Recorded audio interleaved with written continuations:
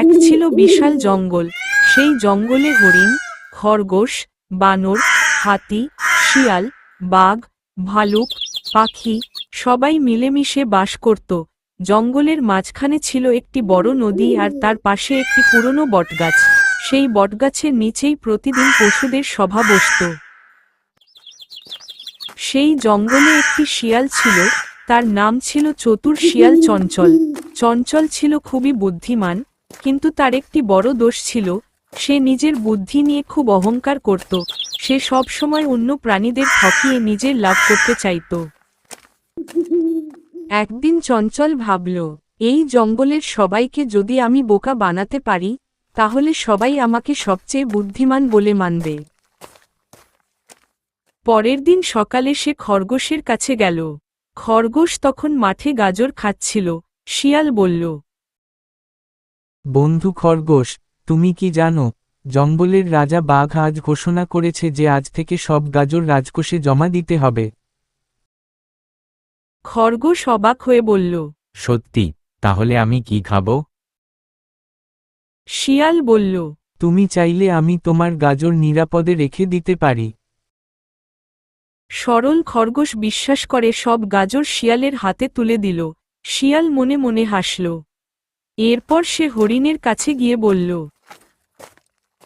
হরিণ ভাই, শুনছ, আজ নদীর জল নাকি বিষাক্ত হয়ে গেছে। হরিণ ভয় পেয়ে বলল, তাহলে আমরা পানি খাবো কোথা থেকে? শিয়াল বলল, আমি পাহাড়ের ঝর্ণার পথ জানি, তবে সেখানে যেতে হলে কিছু ফল আমাকে দিতে হবে। হরিণও তাকে অনেক ফল দিয়ে দিল। এভাবে শিয়াল প্রতিদিন কাউকে না কাউকে ঠকাতে লাগল। একদিন বানর সবকিছু লক্ষ্য করল। সে হাতির কাছে গিয়ে বলল, আমার মনে হচ্ছে শিয়াল সবাইকে বোকা বানাচ্ছে। হাতি বলল, প্রমাণ ছাড়া কাউকে দোষ দেওয়া ঠিক নয়। তখন বানর সিদ্ধান্ত নিল, সে শিয়ালের সত্যি চেহারা সবাইকে দেখাবে। পরের দিন শিয়াল আবার নতুন ফাঁদ পাতল। সে জঙ্গলের মাঝখানে দাঁড়িয়ে ঘোষণা করল, আমি স্বপ্নে দেখেছি, আগামীকাল ভয়ঙ্কর ঝড় আসবে। যে যার খাবার আমার গুহায় জমা রাখো, আমি সেগুলো রক্ষা করব। অনেক প্রাণী ভয় পেয়ে তাদের খাবার শিয়ালের গুহায় জমা দিল। কিন্তু বানর গোপনে সব দেখছিল। রাতে বানর, হাতি আর প্যাঁচা মিলে শিয়ালের গুহার সামনে লুকিয়ে রইল। মাঝরাতে শিয়াল গুহার বাইরে হাঁটতে হাঁটতে বসে বলছিল, সবাইকে কি সুন্দর বোকা বানালাম। ঠিক তখনই হাতি সামনে এসে দাঁড়াল। তাহলে এটাই তোমার সত্যি রূপ? শিয়াল ভয়ে কাঁপতে লাগল। পরের দিন জঙ্গলের সভা বসল। সবাই শিয়ালের কীর্তির কথা জানল। শিয়াল লজ্জা পেয়ে মাথা নিচু করে দাঁড়িয়ে রইল। সে বলল,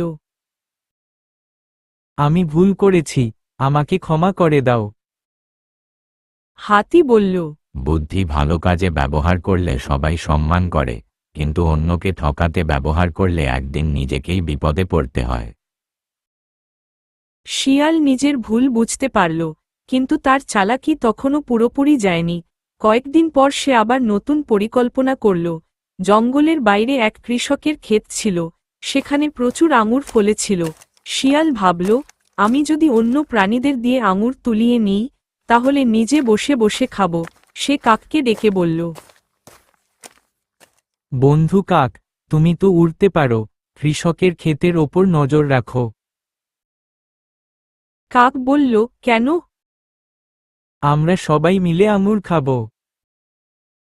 তারপর সে বানরকে বলল, তুমি গাছে উঠে আঙুর নামাবে। খরগোশকে বলল, তুমি আঙুর জমাবে। সবাই কাজ করল। শেষে শিয়াল বলল, আমি নেতা, তাই আমি আগে খাব। সে একাই সব আঙুর খেতে শুরু করল। অন্য প্রাণীরা রেগে গেল। ঠিক তখনই কৃষক এসে পড়ল।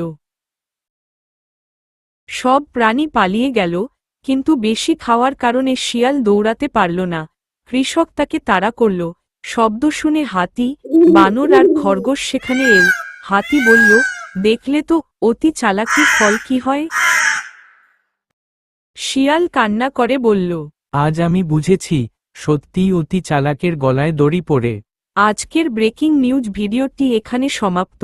পরবর্তী পাঠ দেখতে চ্যানেলটিকে সাবস্ক্রাইব করুন আর বেল আইকন অলে করে দিন।